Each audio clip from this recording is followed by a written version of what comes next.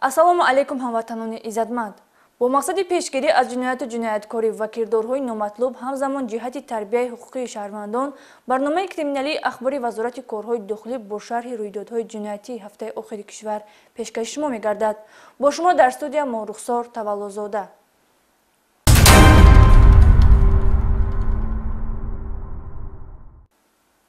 мақомоти корҳои дохилӣ дар ноҳияи шаҳри Туз як нафарро боздошт намуданд, ки дар 23 лаҳзаи ҷинояти дуздӣ даст дошта тиловорӣ, маблағ, телефон ва дигар ашёҳои қиматноки сокинони ноҳияи Ёвон, Панд шаҳри Тузро тасарруф кардааст. Зарари иқтисодӣ ба шаҳрвандон расонидаи гумонбаршуда беш аз 100 000 сомониро ташкил медиҳад. гузориши навбатӣ оиди амалҳои ба ҷомеа хавфноки гумонбаршуда омода гардидааст.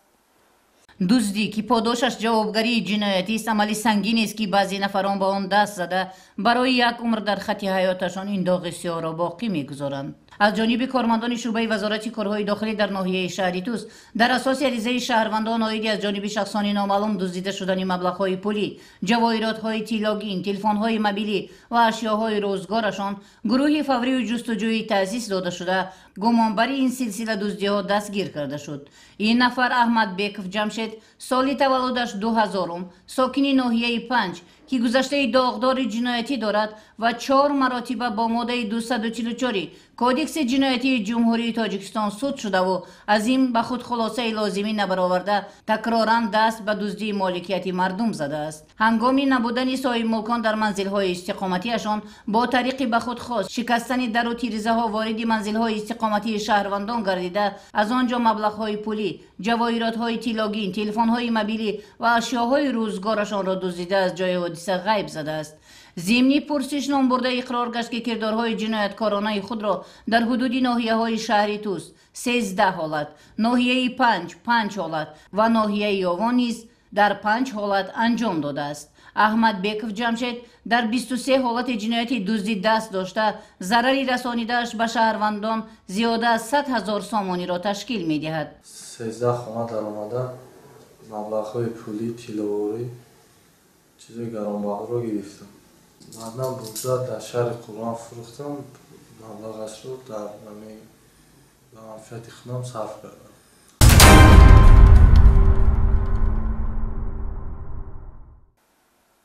шӯъбаи вазорати корҳои дохилӣ дар ноҳияи Балҷувон аз дуздии чорво дар ҳудуди ноҳияи мазкур хабар медиҳад. як нафар сокини 28-солаи ноҳияи мазкур, ки давоми 2 соли охир рӯзгорашро аз ҳисоби дуздии чорвои мардум пеш мебурд, аз ҷониби кормандони милитсияи ин амали ҷиноятии ӯ ошкор ва гумонбар боздошт гардид. оиди чапдастии дастгиршуда майори милитсия Маҳҷабин Абдуллозода гузориш омода кардааст. яке аз ҷиноятҳое ки имрӯз дар деҳот ба қайд гирифта мешавад, ин рабуда шудани чорҳои калон ва хурди шаҳрвандон мебошад. ин навбат аз ҷониби кормандони шӯъбачаи кофтикои ҷиноятии шӯъбаи вазорати корҳои дохилӣ дар ноҳияи Балҷувон як нафар гумонбар дар ин навъи дуздӣ боздошт гардид. гумонбаршуда Фирӯзи Саймурод, соли таваллудаш 1995, зода ва истиқоматкунандаи деҳаи мулкони ноҳияи Балҷувон, дар давоми солҳои 2022 ва 2023 ба дуздии ҳайвонҳои калони шохдори шаҳрвандон даст задааст. чунончи ӯ охирҳои моҳи июли соли 2022 ҳангоми дар чарогоҳи деҳаи Чашмасори ноҳияи Балҷувон қарор доштанаш аз набудани одамон дар гирду атроф истифода намуда як сар ҳайвони калони шохдори шаҳрванд Ҳасанов Абдуғаффорро дуздида ба ҷабрдида ба маблағи 15 000 сомонӣ зарари ҷиддӣ расонидааст. инчунин охирҳои моҳи сентябри соли 2023 аз назди заминҳои деҳаи хироби ноҳияи мазкур 2 сар ҳайвони калони шохдори шаҳрванд Маҳмуродов Сафархонро дуздида ба охирон ҷамъ ба маблағи 13 000 сомонӣ зарар расонидааст. гумонбаршуда Фирӯзи Саймурод кирдори ҷиноятии худро пайдарпай идома дода аз тинҷию оромии гирду атроф истифода намуда аз назди мавзеи хоҷагии деҳқонии Раҳим Мустафо 3 сар аспи шаҳрванд Акобиров Амонулло, ки 35 000 сомониро ташкил медиҳад, тасарруф намуда аз ҷои ҳодиса ғайб мезанад. номбурда дар 4 лаҳзаи ҷиноят гунаҳгор дониста шуда зарари расонидааш бар шаҳрвандон дар умум 73 000 сомониро ташкил медиҳад. айни замон нисбати Фирӯзи Саймурод парвандаи ҷинояти бо моддаи 244 қисми 2 оғоз гардида номбурда дар ҳабси пешакӣ қарор дорад.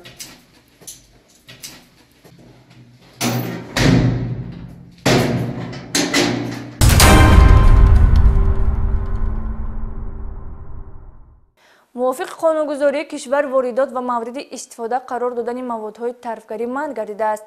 дар ин равад кормандони мақомоти корҳои дохилӣ ҷиҳати пешгирӣ намудани фурӯш ва истифодаи ин мавод ки метавонад барои ҷомеа хавф дошта бошад корҳои фаҳмондадиҳиро ба роҳ монда шахсоне ки ба ин кор даст мезананд ба ҷавобгарии ҷиноятӣ ҷалб менамояд. Милитсияи пойтахт зимни дорӣ намудани корҳои оперативӣ 8 нафар аз сокинони кишварро бо наздики 1 миллион адад маводҳои тарфгарӣ боздошт намуданд. Сироҷдини Шакурӣ маълумоти бештар дорад. новобаста аз таъкидҳои ҳамешагӣ ва боздошту ба ҷавобгарӣ ҷалб намудани паҳндкунандагони маводҳои тарфгарӣ мутаассифона ҳастанд баъзе аз тоҷироне ки бо рӯи қочоқ маводҳои пиротехникиро вориди ҷумҳурии Тоҷикистон намуда мехоҳанд аз фурӯши он фоида ба даст оваранд. ҳамасола дар арафаи таҷдиди соли нави мелодӣ кормандони мақомоти милитсияи пойтахт бо мақсади дар сатҳи орому осоишта ҷашн гирифтани он рейду амалиётҳои санҷиширо амалӣ намуда то андозаи пеши роҳи паҳншавии маводҳои тарфгариро мегиранд. аз ҷумла дар натиҷаи баргузории як қатори чорабиниҳои оперативии ҷустуҷӯӣ аз ҷониби кормандони раёсати вазорати корҳои дохилӣ дар шаҳри Душанбе санаи 11 декабри соли ҷорӣ бо гумони муомилоти ғайриқонунии маводҳои тарфгарӣ шаҳрванд Усмонов Мубинҷон Муқимҷонович санаи таваллудаш 1991 сокини вилояти Суғд ноҳияи Бобоҷон Ғафуров дастгир карда шуд. зимни аз назаргузаронии воситаи нақлиёти номбурда аз дохили он миқдори махсусан зиёди маводҳои пиротехникӣ аз қабили беш аз 1000 дона оташфавораҳои гуногун ва 237500 дона тарконакҳои хурд дарёфту мусодира карда шуданд. ман маводҳои пиротехникаро аз ноҳияи Бобоҷон Ғафуров гирифта ба шаҳри Душанбе оварда ба фурӯш медода будам ки кормандони милитсия моро дастгир карданд. ҳамчунин ҳафтаи сипаришуда дар натиҷаи гузарондани як қатор чорабиниҳои оперативии ҷустуҷӯӣ ҳамчун гумонбар шаҳрвандон Назаров Некрӯз, Муҳиддинов Зоҳир, Меликов Баҳрулло, Мирзоев Бахтиёр солҳои таваллудашон 1993, Баротов Абдулло соли таваллудаш 1995 ва Муродов Ардашер соли таваллудаш 1997 дастгир карда шуданд. зимни санҷиш муайян карда шуд ки гумонбаршаванда Назаров Некрӯз маводҳои тарфгариро аз вилояти Суғд ба шаҳри Душанбе ворид намуда бо ҳамроҳии дигар ҳаммаслакони худ мехост аз фурӯш ва паҳнсозии он фоида ба даст оварад. ҳангоми кофтуков аз автомашинаи номбурда дар ҳаҷми 489600 дона маводҳои тарфгарӣ навъи Трения дарёфту мусодира карда шуданд. ман бо ҳамроҳии як ҷурам маслиҳат кардем барои хилофшка чи сатҳои 6:00 гу ба хуҷанда биё Бобоҷон Ғафуров сатҳои 6:00 баромада рафтам чи маслиҳат кардем катиш 16 коробка гирифтем омадам. инчунин дар идомаи коркардҳои оперативӣ шаҳрванд Самадов Аминҷон соли таваллудаш 1999 истиқоматкунандаи ноҳияи Бобоҷон Ғафурови вилояти Суғд дастгир карда шуд. зимни санҷиш муайян гардид ки номбурда дар амборхонаи худ оташфавораҳои Назаров Некрӯзро пинҳон кардааст ки зимни кофтуков дарёфту мусодира карда шуданд. айни замон вобаста ба ҳолатҳои мазкур маводҳои зарурӣ тартиб дода шуда тибқи талаботи моддаи 199 илова 1 кодекси ҷиноятии ҷумҳурии Тоҷикистон барои муомилоти ғайриқонунии маводҳои тарфгарӣ мавриди тафтишоти пешакӣ қарор дорад. раёсати вазорати корҳои дохилӣ дар шаҳри Душанбе ба кулли шаҳрвандон муроҷиат менамояд ки аз истифодаи маводҳои тарфгарӣ худдорӣ намуда фазои ороми рӯзҳои ҷашни соли нави мелодиро халалдор насозанд. зеро ҳамасола аз истифодаи ғайримақсадноку бемавриди он боиси зарари ҷисмонии шаҳрвандон ва пушти панҷараву ба ҷавобгарӣ ҷалб гардидани гумонбарон мегардад.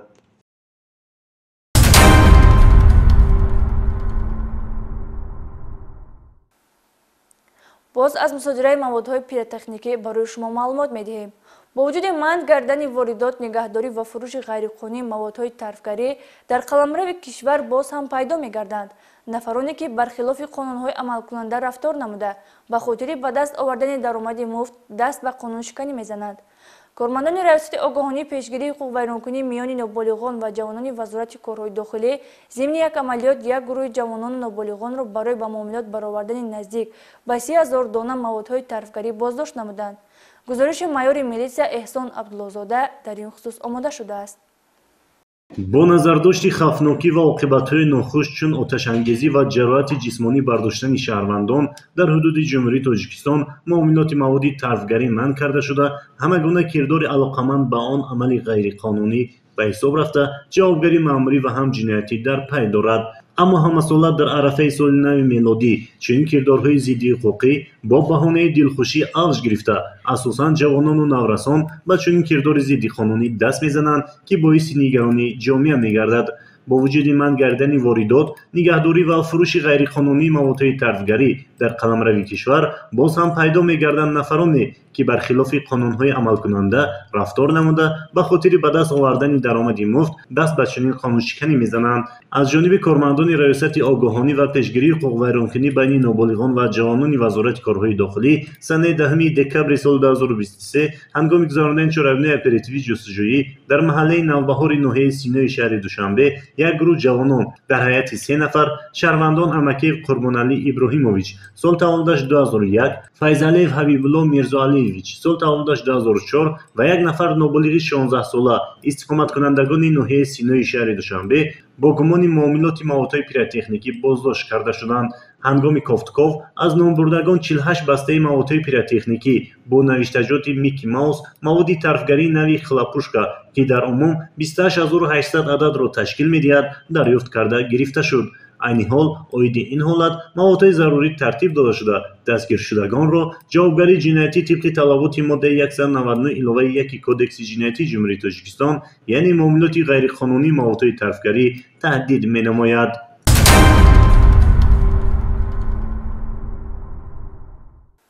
سانه 24 نوامبر سال 2023 میلیسیا شهری کنیبودم جنایت آدمکشی را به قید گرفت که آگاه شدن از اصل واقعه کس را ناراحت می‌نماید.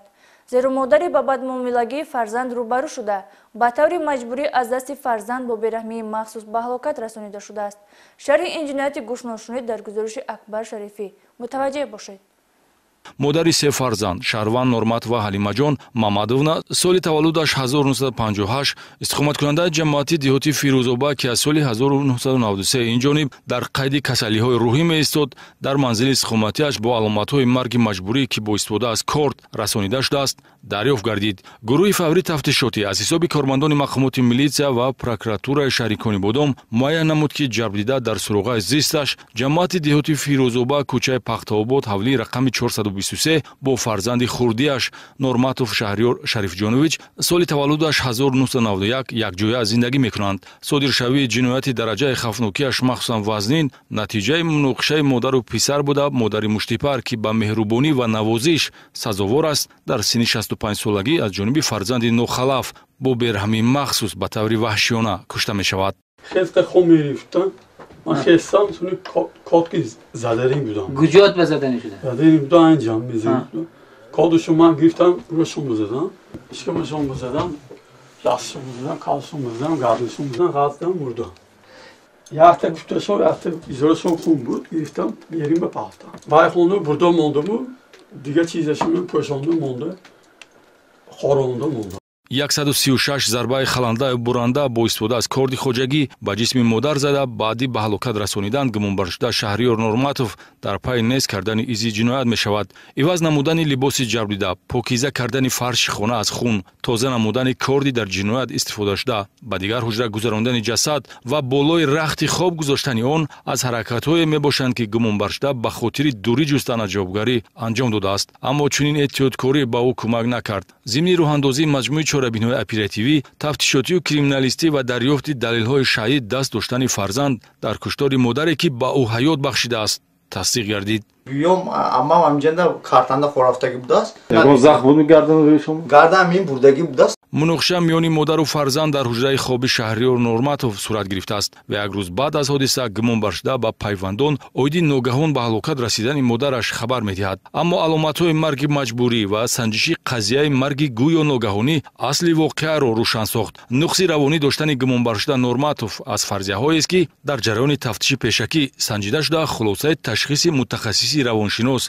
گرفته می شود. لیکن تا روز حادثه نام بردن در قید کسلی‌های روحی نمی ایستد. این حال از روی حادثه با ماده 104 کدکس جنایتی پرونده جنایتی آغاز کرده شده است.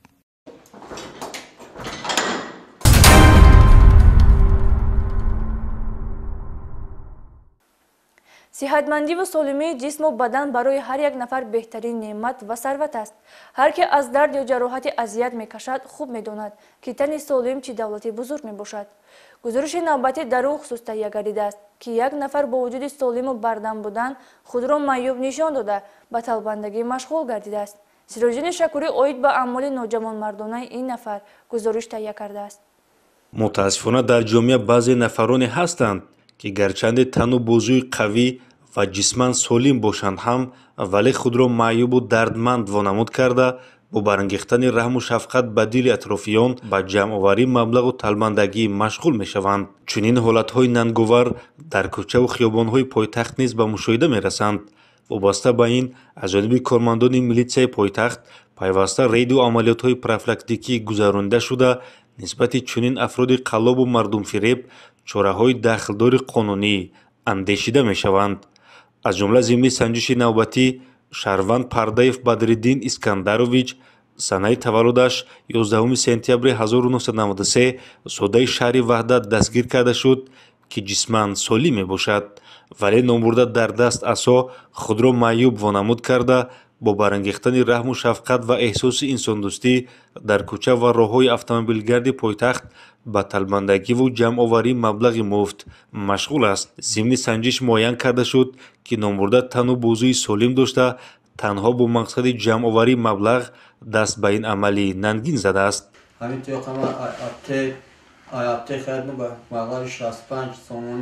барои худмон маъюб карда дар чӣ гаштан дар кӯчаҳои шаҳр гаштан талбандагӣ дар вобаста ба ҳолати мазкур нисбати Пардаев Бадриддин протоколи ҳуқуқвайронкунии маъмурӣ тартиб дода шуда нисбаташ ҷазо дар намуди ҳабси маъмурӣ ба муҳлати 5 шабона рӯз таъин карда шуд.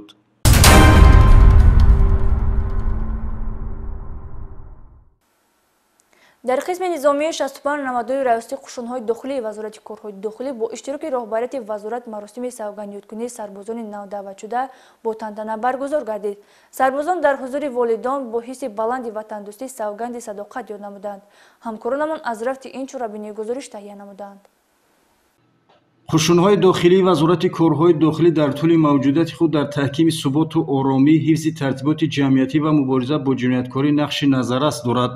бо дастгирӣ ва ғамхории сарвари давлат дар якчанд соли охир шароити моддӣ, маишӣ ва хизматрасонӣ дар қисмҳои низомии кишвар, бахусус дар қисмҳои низомии раёсати қушунҳои дохилӣ вазорати корҳои дохилӣ беҳтар гардида тибқи талаботҳои замони муосир ба роҳ монда шудааст. афсарону сарбозон бо рӯҳияи баланди ватандӯстона бо сарбаландӣ хизмати модар ватанро адо намуда истоданд ва тамоми донишу таҷриба, малакаву маҳорати худро ба хотири ҳифзи дастовардҳои истиқлолияти давлатии кишвар сафарбар месозанд. чорабине ки рӯзи гузашта дар майдони қисми низомии 65-92 раёсати қушунҳои дохилӣ бо иштироки муовини аввали вазири корҳои дохилӣ, собиқадорон ва падару модарони сарбозони навдаъватшуда баргузор гардид, бо садо додани суруди миллӣ оғоз гарда, сипас навазкарон дар назди ҳозирин бо тантана савганд ёд намуданд.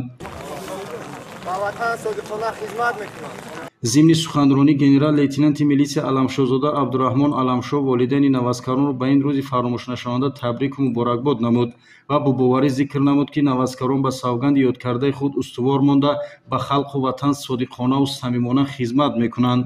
ҳамчунин қайд гардид, ки муҳофизати ватан қарзи шаҳрвандии ҳар як сокини мамлакат мебошад. дар идомаи чорабинӣ волидон ва наздикони навазкарон иброз доштанд, ки имрӯз барои мо ва фарзандонамон рӯзи хотирмону фаромӯшнашаванда боқӣ хоҳад монд, зеро фарзандони мо дар баробари соҳиби номи сарбоз шудан постдори обу хоки ин сарзамин монда ба ватан модар содиқона хизмат мекунанд. ҳамчунин навазкарон суханронӣ намуда зикр намуданд, ки мо ваъда медиҳем барои ҳимояи марзу буми ватан содиқ монда ба савганди ёднамудаи худ устувор мебошем ва барои ҳимояи ин ватан агар лозим ояд ҷони худро фидо мекунем. марши тантанавие ки аз ҷониби навазкарон баргузор карда шуд, анҷомбахши ин чорабинӣ буд.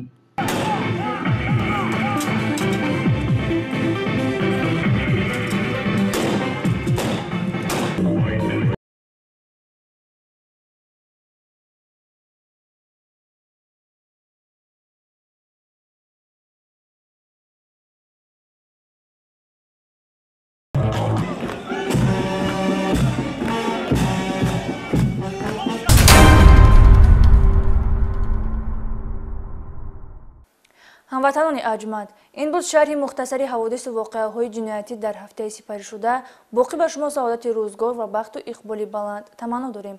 Хайр то барномаҳои оянда, сеҳатманду сарбаланд бошед.